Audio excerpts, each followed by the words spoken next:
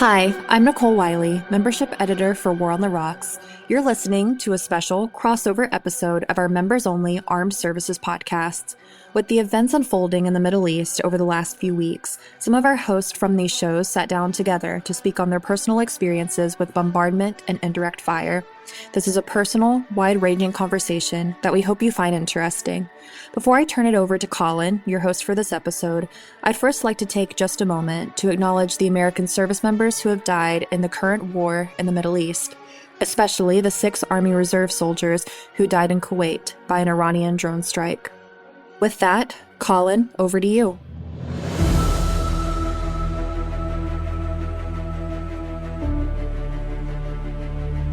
Welcome to this special crossover edition of the War on the Rocks Service Podcast. I'm Colin Meisel, here with Patrick McSpadden of Airman Pulse, Rick Landgraf of Soldier Pulse, Matt Francis of Marine Pulse, and Steve Walsh of Sailor Pulse. Given recent events in the Middle East, we've come together to talk about indirect fire, including our own experiences on the receiving end of it during the global war on terror, and what American service members in Kuwait and elsewhere are experiencing as we speak. To ground listeners and where we're coming from, let's start by briefly describing when and where we served, where we received indirect fire, and the kinds of indirect fire we received. Rick, could you start us off? Yeah, thanks, Colin. My name is Rick Landgraf. I was an Army intelligence officer for 20 years. As far as experiences with indirect fire, really across 3 separate deployments, 2004, 2005 at LSA Anaconda in Iraq, that's otherwise known as Balad Air Base, north of Baghdad. And then the sequel, 2007, 2008 at Camp Slayer in Baghdad, part of the Victory Base complex there. And then final tour in Afghanistan, 2013, 2014, Bagram Air Base. And as far as the types of indirect fire, I think, same experiences as other folks, mortars, either conventional or improvised tubes, unguided rockets, and artillery. I'd say, these are characterized across these, the 2 theaters as really harassing fires.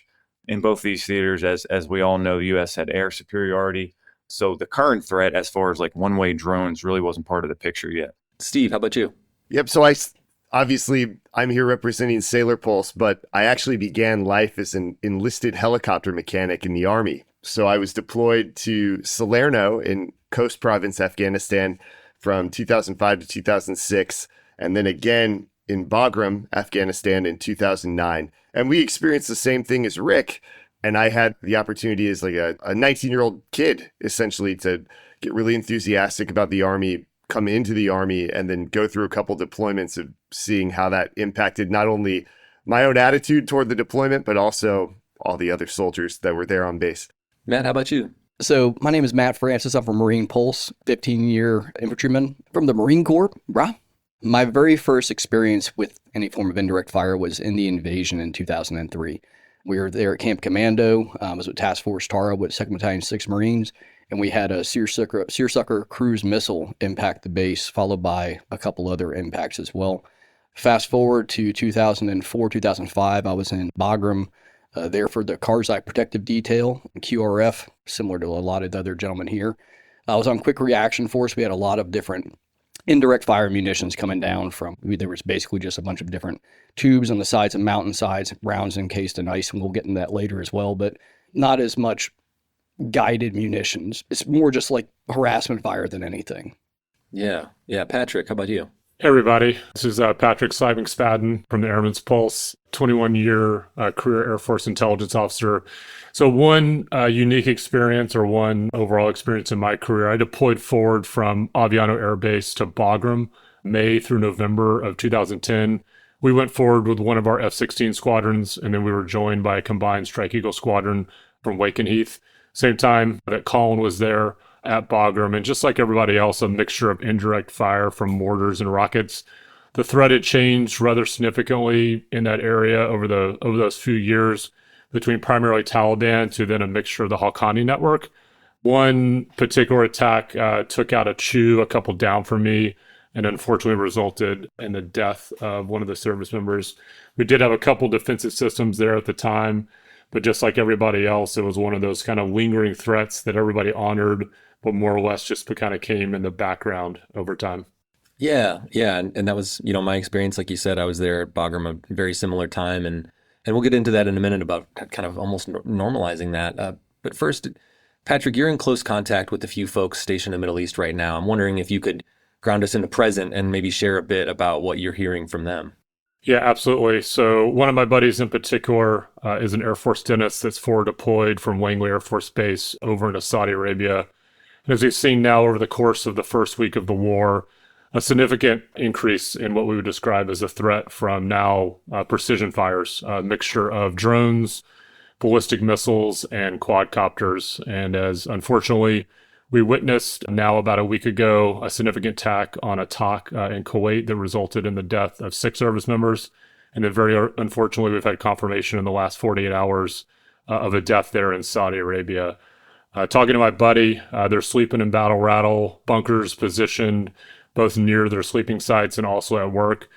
He's on count now, made at least 50 runs to the bunker. They've got about 25 seconds of warning to get into the bunker. Patriot, CRAM, and some other defensive systems in place.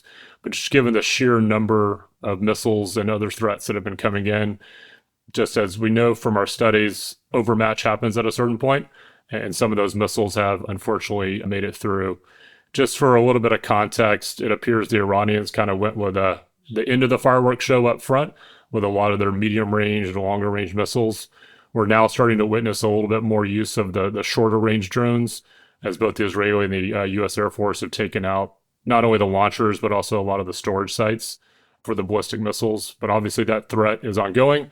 It also appears to be evolving with a little bit more targeted attacks on oil infrastructure, liquid natural gas, data centers. That's maybe something we could talk about here in a little bit. But arguably the greatest threat from an enemy force to American forces from a missile drone, obviously kind of ever, that certainly in our lifetimes and maybe, like I said, almost ever. So it's significant. It's had an impact, obviously, both physically, as we've mentioned, those deaths and also the casualties that are related from that, but also heavily psychologically, as you might imagine, as folks in the back of their mind, okay, I'm going into the theater. We've had this looming Iranian threat for decades and decades, but the first time that we've really seen the full onslaught of what they can bring to the battlefield. And that has, of course, resulted in quite a few mental issues, unsurprisingly, and rightfully so, for service members that are in theater. Yeah, you shared a video with me late last week of a ballistic missile landing in Saudi Arabia, and it was just like qualitatively different than anything I've ever experienced. I think than most of us have experienced. Certainly anyone I know well has experienced. And, we all connected before pressing record and tried to strike this balance between minimizing or normalizing what we went through and recognizing that at the end of the day, no matter what the exact circumstances, it's not a good feeling to be on the receiving end of indirect fire. Matt and Rick, you've both had a variety of types of indirect fire come your way. I'm wondering if you could help us and our listeners process this a bit. So for me, like I said, my very first experience is in the invasion. I'm 19 years old, and you're seeing all the images and the videos about this guy, Saddam Hussein, this leader, and the whole reason we're there. So we get there, and my unit was supposed to leave and push across the DMZ on G Day +3. So that's ground warfare day +3. So we start bombing Baghdad. And I'll never forget, walking back from the PX and stuff. We're getting our last little odds and ends and stuff before we push. And normal day, just like any other day. Sky's blue, everything's good. And we're walking and laughing on the way back. I hope that the war isn't over before we get a chance to go get some. That whole dumb, naive kind of mindset of I hope this isn't like the Gulf. And that we get our chance to to be tested in combat like we've trained for. All of us are here and we're all waiting to be tested. So we go back to our hooch. We have this big tent city in Camp Commando, and we're doing a junk on the bunk inspection outside. And so my buddy's like, "Hey, can you watch my saw really quick? I'm packing up my gear." And I'm like, "Yeah, absolutely." So as I'm packing up all my stuff and he's packing his stuff back into the hooch, I start hearing that whistle. And, it's something that sticks to you the rest of your life. We train with artillery sims on the ground a lot. You'll hear that high-pitched whistle followed by the explosion. And you're trying to condition, troops to, be prepared to be reactionary to this sound. But I'll never forget, being 19 years old and stuffing all this crap into this bag and being like, that kind of sounds like, and before I could even finish that thought, this cruise missile impacted, inside of our base camp. a big plume of smoke just shoots immediately up from the sky, this fireball. And then the shockwave comes. And I'll never forget seeing the tents like actually shake, like them rattling from this shockwave. And then right afterwards, you hear the alarm start going off for incoming. And we've all trained for this, but there's nothing like this. It's just such a novel experience, right? Because we train for all these different courses of action and we train to be reactionary. But when it actually starts happening around you, you revert and fall back to that training. So I got my stuff, and everyone, like every other unit had a bunker to go to. And my unit, we had a berm to go run through. So we're running towards this berm. And somebody's like, hey, who saw us that? And I'll never forget the amount of adrenaline I had running through my body. I grabbed this saw with a 200 round drum and just like picked it up with one hand like it was a paperweight and just taking off running with it. And my buddy who saw it belonged to was like, where's my saw? Where's my saw? And I just like threw it right at him. But just the sheer confusion of everything that happened. We're all there on the berm, and all of a sudden, like, we're just facing this mountain. There's like nothing in front of us. Everybody else is inside these bunkers, but we're just facing a mountain. But I remember the chaos of it all, and to where there's actually on the line, some guys, some saw gunners are going condition 1. They're chambering rounds, and everyone's like, what are you shooting at? Why are you going condition 1? But it's this ultimate like kind of fallback to survival of like, I'm so helpless. I don't know. I don't have anybody firing a direct fire weapon at me that makes me want to chamber around in my direct fire weapon. But it's all I know to do is to try to protect myself because I have these munitions falling from the sky. So everyone's kind of downloading their weapons again, but then we're followed right back up with the gas alarm, which is it's the same kind of tone, but it's just broken up. So the signal goes from for incoming and then to gas. So it was just straight panic and mayhem. Men and women were trying to get their gas masks out and stuff's flying everywhere and they're donning and clearing. It was really a wild thing to see. Matt, just listening to that story, it brings up memories that I haven't thought about in like 10 years. One is the signal, right? Like we have all these different bases. I'm thinking Iraq and Afghanistan. This is, a decade ago. Big bases, small bases, but each base really has some sort of air defense system. The bigger bases had that audible, incoming, that signal. And then also like different levels or different like Morse code kind of signals depending on which threat was incoming. I hadn't thought about that in years, but the thing that you pointed to that units have is units really have a standard operating procedure on how to react to these incomings. And what this is for someone who hasn't experienced it, it's really sort of like a 5-step process. Like you have that alert, you have an audible. If you're lucky, your base is outfitted with a system that there's an audible alert, so you can be alerted, a little bit ahead of time to seek cover. So you take cover. And then some of these bigger bases that we had in both those places, they had those huge kind of concrete bunkers outside of buildings that people would run into if they're outside. Or if you were inside, I think sometimes the SOP was to kind of just lay down on the floor in the prone position. And then depending on the threat, depending on how long it would take, there was always like an all clear signal, after 5 minutes or 20 minutes, whatever it is.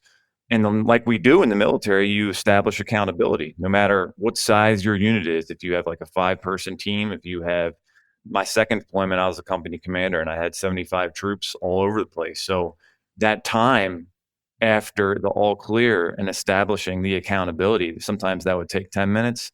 Sometimes that would take a couple hours. And that couple hours time where you're frantic trying to find your folks, that was stressful because you didn't know what was going on. And then after you would establish accountability, the last thing is resume your kind of normal operations. So there's kind of that 5-step process whenever there was an incoming round. Sometimes it seemed really random. Sometimes it was predictable. Like it was times when a lot of people were at the chow hall, or it was at night where the enemy, was operating under the cover of darkness. So, but I will say, it's something that you do kind of get used to, and you can kind of fall into bad habits, for better or worse, but it was kind of part of the daily operations there. Yeah, and I think you hit on a good point there. If we think about the youngest of the young that are currently deployed, that in a way thankfully didn't have the experiences that we had in GWAT, and depending on your service and your unit, whether or not you went through any kind of training beforehand, both physically going through those steps, if you didn't already have your battle rattle on, if it's a chemical environment, going through your MOP procedures, And then before leaving, not able to have necessarily that conversation with your family and your friends of preparing them for what this threat looks like. I think in the back of their mind, a lot of the folks that kind of mentioned earlier, okay, I'm going to the Middle East. We had the summer war, 13-day war plus Midnight Hammer with the Iranians, but not necessarily knowing for sure that combat was going to take place and not being prepared for it. And now in a week or so, you've experienced the greatest threat from these in this type of environment in a very, very long time. I mean, that certainly has a big impact on folks downrange right now.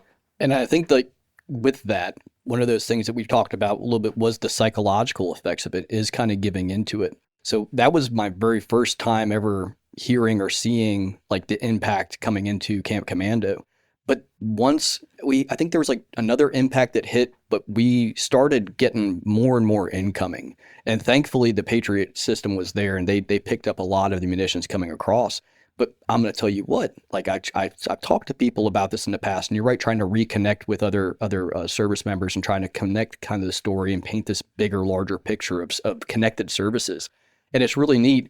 But we were taking incoming what felt like anywhere from 20 to 40 minutes, and it was clockwork. And it just became such a disruption in your day. So the first time it happens, you're right, yeah, it's this big chaos ball just goes off right around you. And you're trying to figure things out. And once you start kind of getting into a rhythm, okay, that's incoming, that alarm's incoming. Okay, that's gas. So everyone's donning, clearing, doing their gas mask procedures. You have like this big shift of people that were using their gas mask carrier for like carrying things. That immediately went out the window because your gas mask carrier is not your wallet or your purse. It's there for your 2-pan-chloride, your atropine. It's there for your Canon injectors. It's there for your gas mask. But all of a sudden you start getting a little bit more comfortable with it. But when you're using the bathroom and you hear it, when, Rick, you hit it, like when I'm going to go wash clothes, I still have time here. I'm not like, we weren't leaving yet.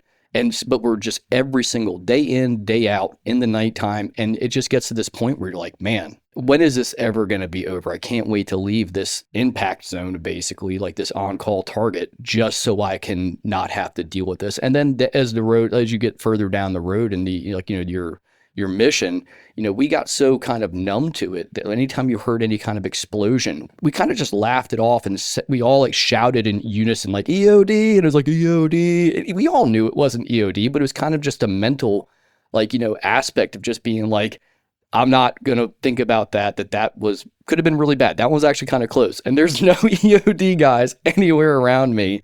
But yeah, we're going to just tell ourselves that was EOD. Cycles of complacency are so important in this discussion.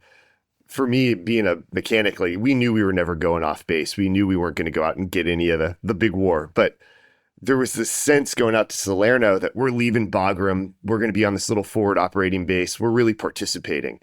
And we lived in tents. And so you were talking about the berms. I remember the HESCO baskets and kind of thinking, how much can one of these really protect me?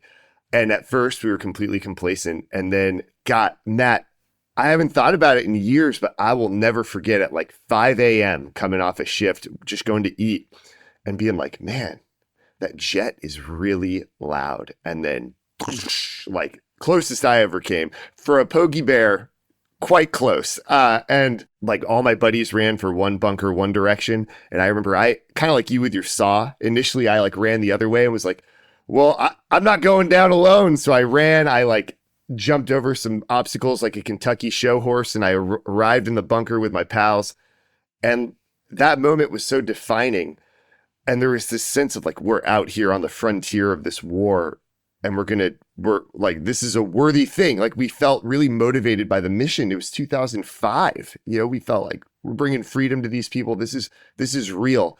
And something I think is really interesting now is that we looked back at places like Kuwait or Saudi, and we were like, that's those guys. They're not even getting their combat patch. We're here doing the real mission. And now these bombardments that you guys are talking about are happening in places where we would have thought we were safe before. So it shows how much not only the threat has evolved, but how doing battle with a relatively small guerrilla force versus doing battle with a state actor really, really changes the calculus. Because I think, Matt, what you're describing with Kuwait, that was when Iraq was still Iraq a state? Yeah, no, that straight up was, like I said, we got the briefs about Saddam Hussein and seeing these videos. And like I said, I'm a 0311 at the time. I'm 19 years old, and I'm there to fight this war. 9/11 had just happened, so I'm there doing my piece. All of a sudden, once that first missile actually hit the base, it became super real for us. I think for all of us, even our senior leaders, you could see it in their face. It's like everyone kind of locking in and being like, okay, this is what we signed up to do. That guy that we've seen in images and videos and stuff, it felt like Saddam Hussein was right over that mountain that we could see. He was just past that, and he knew Matt Francis, and he wanted me dead just because I'm a United States Marine. Like, it felt so real. And I think that's kind of like that fear that was causing people to go condition 1, because you didn't see the enemy. There was no, it's just these munitions, and it was absolutely Saddam Hussein telling the guard, like his Iraqi guard, just launch everything that you can across the border. The way that the threat has changed, I mean, it makes me wonder of how it's going to carry with people throughout the years, right? I can think of, Bagram Airfield, same experience. I'm at Bagram. Okay, there's some incoming fire, but it's few and far between. It's like hitting at a city, and then I go back through Manas in Kyrgyzstan, and then back in Germany, and I'm safe now, right? I feel good. And even still, then I told you guys before about a story of I'm back a couple weeks in Spangdahlem Air Base, living off base in an apartment, and in the middle of the night, sleep on the couch, and I hear an air raid siren. And, I roll off the couch, and I'm just kind of laying there on the ground for like 2 minutes straight, delirious. And then I go, like, what am I doing? What am I doing? I'm here. I'm safe. I found out the next day that the air raid siren was for the volunteer firefighters. I thought maybe I was just losing my mind, but that was me, going through these experiences that all in all I think are not nearly as harrowing as what you're describing in some of the videos we've seen. And still it hangs with you, the sounds and things. I think incoming, hearing that too, after you already heard boom, boom, and you're like, yeah, no shit. Yep, I heard it incoming. I don't know. Patrick, any vivid experience that really sticks with you? Yeah, I mean, I mentioned that attack at Bagram when we were sleeping that hit the Chew. And as you remember, Colin, I think you got in there right before a rather significant attack on the wire that had occurred. IDF preceded that. But I also wanted to kind of take a second to maybe zoom out a little bit and thinking about what's going on now, and also kind of thinking about the future a little bit. For us, sitting home and safe with our families in the United States, for the Ukrainian people and their military, they've now gone through, 4+ years of warfare that has been highly precise, but also, for the Russian tactics perspective, rather indiscriminate. Everything from MRBMs to cruise missiles to, the advent of everything from FPVs. And they've become conditioned to it. And now we have Ukrainian forces that are being forward deployed to Jordan to help us out in this fight. But also, I think if we think about the future, and you're kind of talking about this impact on the collective force, if we think about a Chinese-Taiwan scenario, certainly geography and distance gets a vote there. But for all our installations that are kind of in the second island chain, I mean, those installations are going to receive very likely, highly, highly significant amounts of rounds. So obviously, I wish this wasn't happening, but there could be a little bit of a silver lining that this helps prepare the force for what this threat actually looks like, and then continuing to develop both defensive and offensive systems, but also from a battle rattle procedures and a casualty care perspective. Again, I wish it wouldn't happen. It's something we didn't have to think about, but it's just the reality of today and the world that we live in. I think something that you pinged off of, though, there is about like the preparation of everything.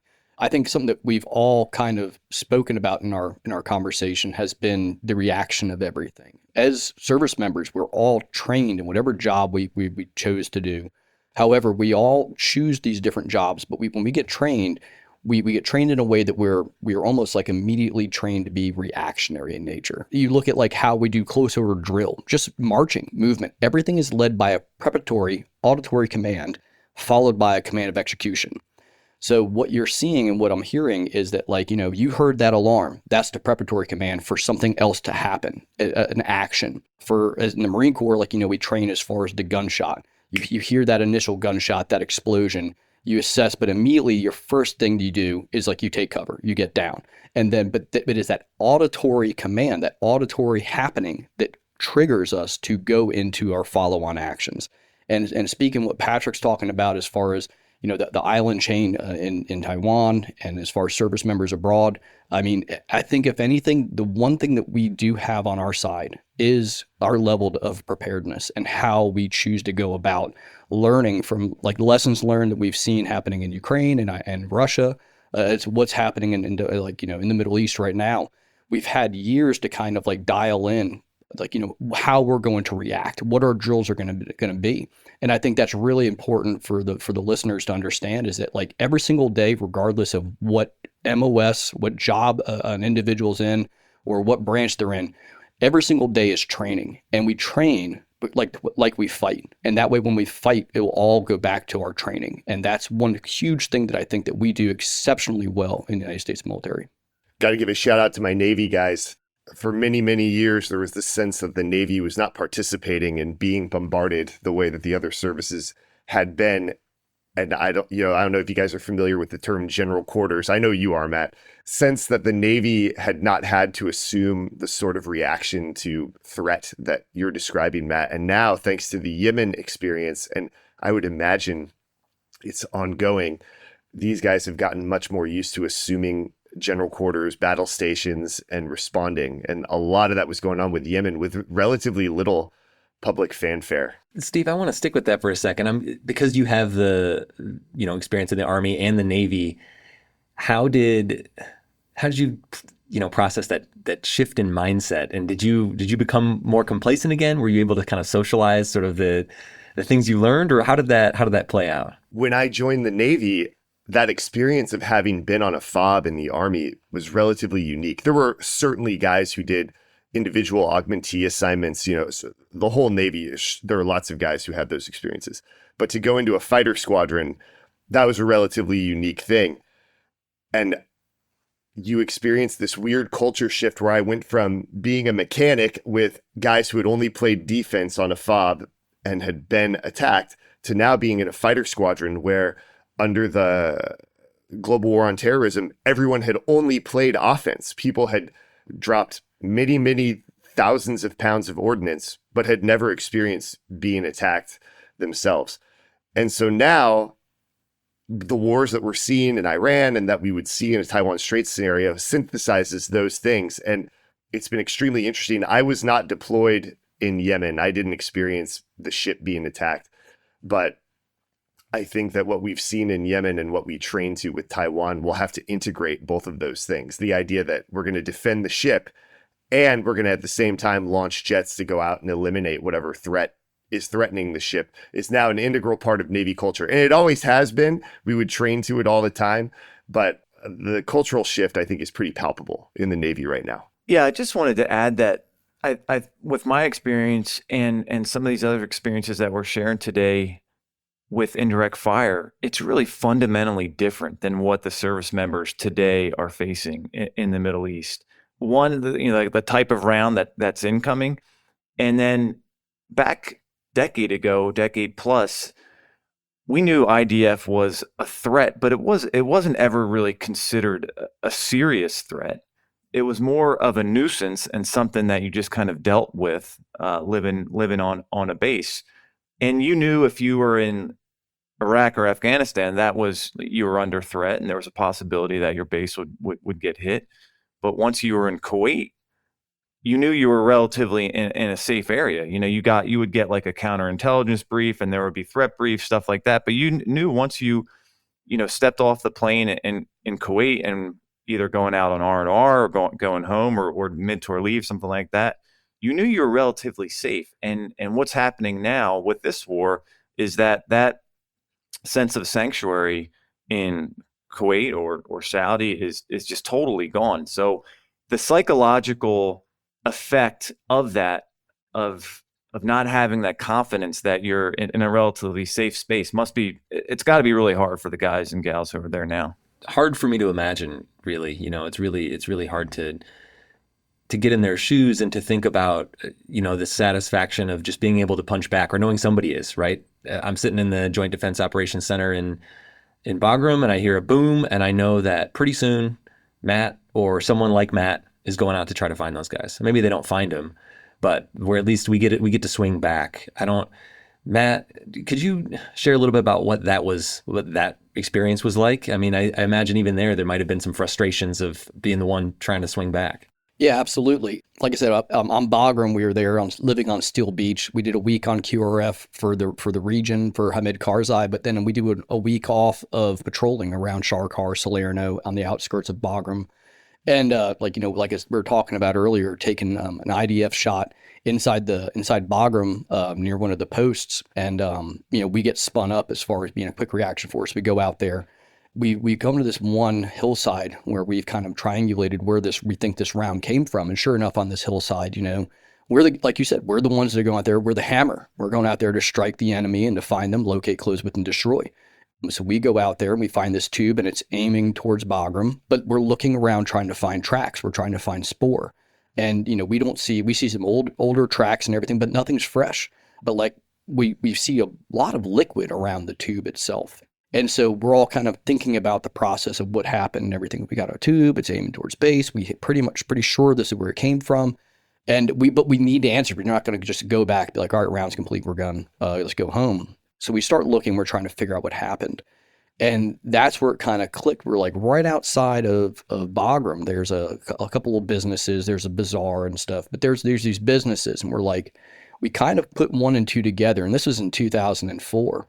And we put one and two together, and we're like, wait a minute, isn't there a gentleman down the road that sells blocks of ice? We're like, yeah, there is. And so we kind of put that together, and we did a raid on this building because it sucked going back and being like, hey guys, sorry, everybody's okay, getting the all clear, but having nothing in regards to we're the hammer that you sent out to go strike the enemy, and we found nothing. We found a tube of some water. Sorry, gents. But when we went out there to find this business, and we found out that absolutely through a hidden door, they're taking these rounds, these mortar rounds, and they're encasing them in ice and then shaving them around the tube. They then put the round encased in ice over top of the tube, and they can just walk away. They just set it and forget it and go observe the impact of their round, so that if they need to make adjustments as far as the elevation or anything, they can then observe from a safe distance. But what we were able to do is to disrupt that distribution chain of that munition. And, from what I've heard, that was like a common TTP that they were using. And I think something that we're talking about as well, and Rick, you kind of hit it as well, talking about the different types of munitions that we're seeing. It was the early part of the war and the invasion that we saw like real guided missiles from the Iraqi government. And you're right, majority of everything after that was always some kind of improvised harassment device. If that's an IED on the road, or like we were talking about some kind of IDF coming down from the sky. It was never used in the same ways we're using our munitions. A tactical precision drop on infrastructure, key targets, and just seriously dialed in munitions. And so that is like one of those things that we do have to wrap our heads a little bit more around, in the sense of how this new enemy, this new threat is using these precision guided munitions, and what that does to the men and women that are downrange. And we were talking about the psychological aspects of it. It absolutely is one of those things where we, as the leaders and everything, making sure that rehearsals are done, T's are crossed, I's are dotted, that you're going through, that you're doing everything you possibly can. If you're that leader that's listening right now, doing everything you possibly can to make sure everything is within your control, to try to move around that area of influence, and to try to make sure you can influence everything that you're possibly doing as much to your ability. Just wanted to pull the thread a little bit more on the psychological impact. Certainly during our deployments, smartphones existed, the internet was there. Can't remember exactly when Twitter started, but for folks in theater, but also their families at home, the war is televised.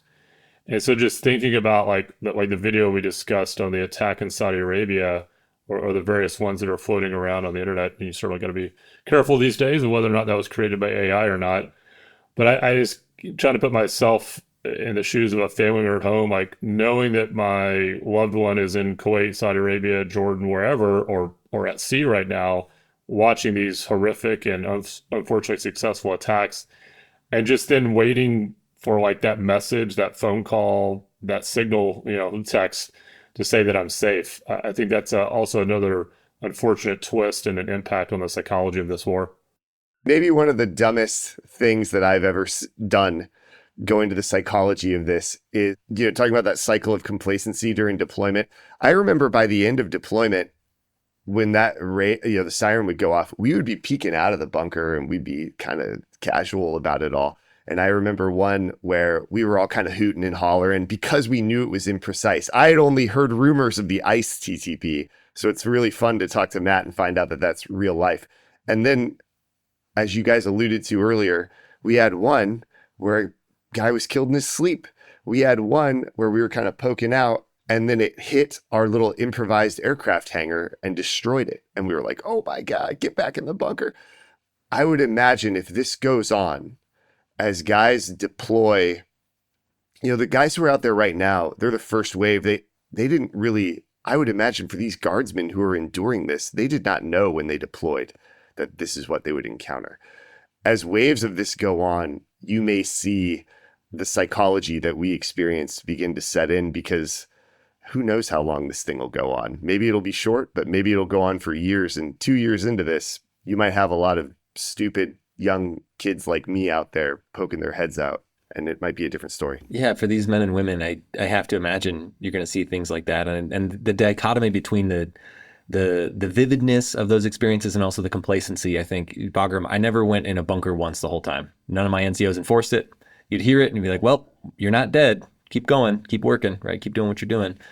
I wonder, especially with the way the threats evolve with drones, if these folks are going to look at drones the same way. I mean, Matt, how long did it take for you to look at a block of ice normally again? I'm going to tell you what, it took a lot longer than I thought it would. There's things that, psychologically speaking, that really stand out to us. And like I said, we were talking earlier about the reaction of everything. As service members, we are all very reactionary in nature.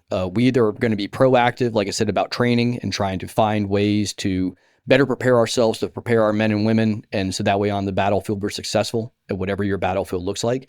However, there's certain senses that just don't go away. Like we were talking about, if it's the sound of something, that high-pitched siren noise. If I hear an ambulance go by, it's not it. It's kind of close, but not it. If I hear it, it's one of those things where I will completely freeze in my tracks, and my body will run cold. But the same thing can be said about the sights, the smells, and the tactile sensation of all kinds of things.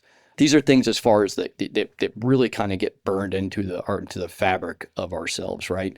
And we're talking about the overall psychology of how bad this can get, is that with us being so reactionary, and you have the men like Steven that are poking their heads out, it's important as leaders that we dial in and make sure that we explain to our men and women that are in service, that we say the seriousness of this nature, and we try to instill as much discipline as possible into ourselves, because it is that discipline that's going to carry us all home safely. That's why we train over and over and over again. In the military, we don't do things wrong until we get it right, and then we all high five and go home. No, we do things so many times right that you'll never get it wrong. And that's the goal, is that muscle memory, so that when the trigger happens, when that audible cue occurs, you know exactly what to do. You can just fall back onto training, and it's almost like this autonomous thing to just execute. Yeah, I wonder if, we've had these experiences deployed, and I know the different services, that our lengths of tour are different over there. My second tour in Iraq was one of those, you left thinking you were doing 12 months, but when we got there at month 9, it was surprise, you're staying for an extra 3 or 4. That was during the surge in 07, 08. And I just wonder, I kind of felt like if you're there for that long, 12 months, 13 months, 14 months, and I was a company commander, and we had a lot of issues with soldiers as far as like disciplinary stuff after month 12, because guys were just checked out mentally. And people got complacent. And I wonder if units that are there for shorter time, let's say like a 3-month tour or a 6-month tour, you may not have the opportunity to get complacent, because you don't, by simply not having as many experiences in dealing with IDF.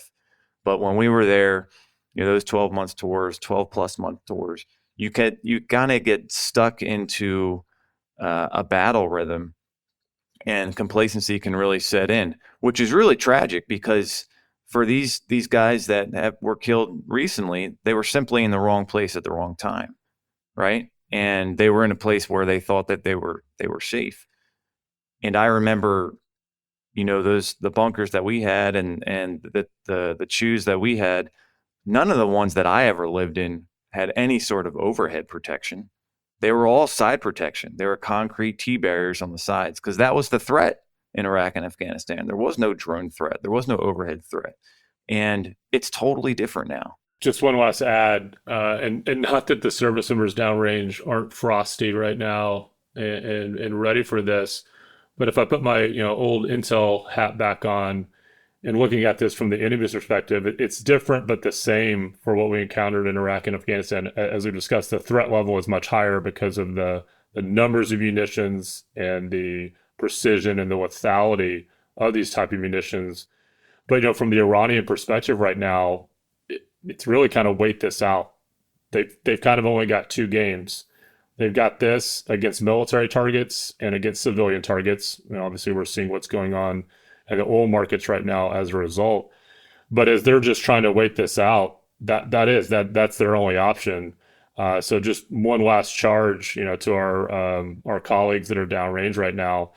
This is not going away. Yes, the number of launches has decreased rather dramatically over the first week, but there's potentially a whole nother wave. We mentioned the Yemen campaign and the Houthis. Haven't seen anything from the Houthis as of yet. They've certainly been diminished. Thankfully, because of the result of Israeli and American actions, Hezbollah and Hamas are really not in the fight right now like we would normally think they would be in this type of campaign. But the Iranians have spent 4 decades building up asymmetric threats around the world. So whether it's downrange or here at home, not necessarily, of course, from these particular type of threats, but from some type of we throw around the term sleeper cell, just for everybody out there, like this, it's only week 1. It feels like it's already been a year for this campaign, and just for everybody and their families, just staying tuned in and staying aware of the threat environment. Yeah, and Matt, you've focused a lot on mental preparedness, mental wellness in recent Marine Pulse episodes, and you've shared some of this advice already. I'm wondering, any final thoughts, advice for folks downrange right now? Yeah. So one thing I learned about these environments is the fog of war is real. Okay, I'll say that again. The fog of war is real. All right. A lot of times it's a strange mixture of boredom and heightened awareness at the same time happening. You can sit for long stretches where like nothing happens, but your senses are still dialed in and things can change like so quickly. That uncertainty can play tricks on your mind. Sometimes it makes you anxious. Sometimes it can lead to complacency if you're not careful. But the best thing you can do is to stay grounded in the people around you. Talk with your troops, check in with each other. Keep your routines where you can and focus on the things that you can control. I think that's a huge thing. But the fog of war never really goes away. The uncertainty is part of the job, but taking care of each other, that's what gets people through. So as leaders, make sure you're taking the reins to check on your men and women, check on your troops, have those conversations, try to do the very best you can as far as the things you can control, and push. All right, we'll have to leave it there. Gentlemen, thanks for this conversation. To those downrange right now, those who've returned, and those who are headed that way, we're thinking about you. Thanks for tuning in to this special crossover episode of our Armed Services podcast. If you enjoyed this conversation, you can hear more like it by becoming a member of War on the Rocks at warontherocks.com/membership. Our members have access to the full suite of War on the Rocks exclusive content, including the shows that these guys host. Have a great day, and as always, thank you so much for your support of War on the Rocks.